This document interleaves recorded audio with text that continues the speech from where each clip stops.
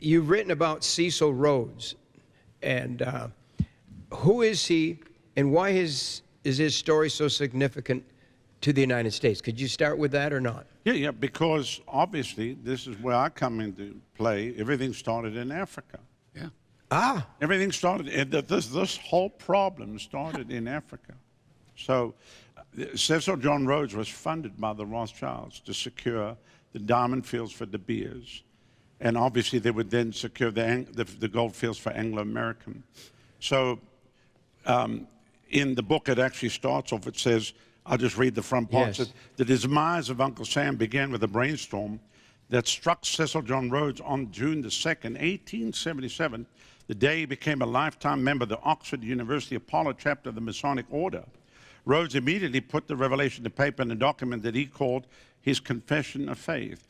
The idea, gleaming and dancing before one's eyes, like the will-o'-the-wisp, at last frames itself into plan. Why should we not form a secret society with one object, the furtherance of the British Empire, and bring the whole of the uncivilized world under British rule for the recovery of the United States? So here's what people don't understand. That's why people go to university and get Rhodes scholarships. And that's, Clinton is a Rhodes Scholar, and we can go on and on and on. So this whole thing is not some happenstance deal. This is all, so every American thinks they're free.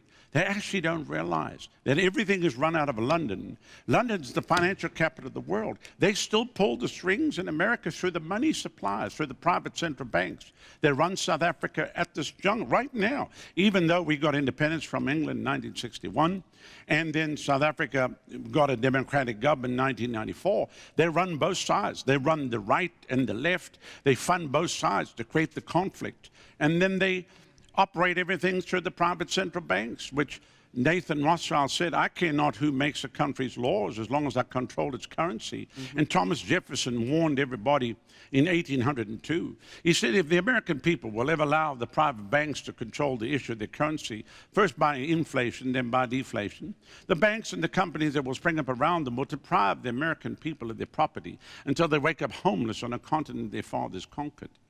So the founding fathers knew all this stuff. That's why they were against the private central banks. And so where America went wrong, of course, the first one that came along, Andrew Jackson, took that out. And you see presidents on our money, or the Federal Reserve money, it's not because they honoring those presidents. Those were presidents that were against the Federal Reserve. And so they're actually mocking them. They're dead presidents. So we achieved our goal.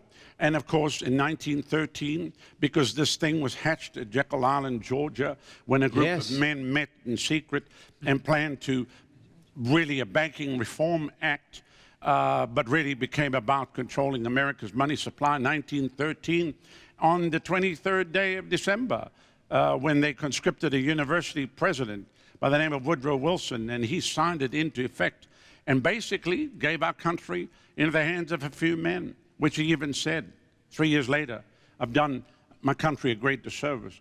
I've put it in the hands of a few men. So I got all the quotes, they're all in the books.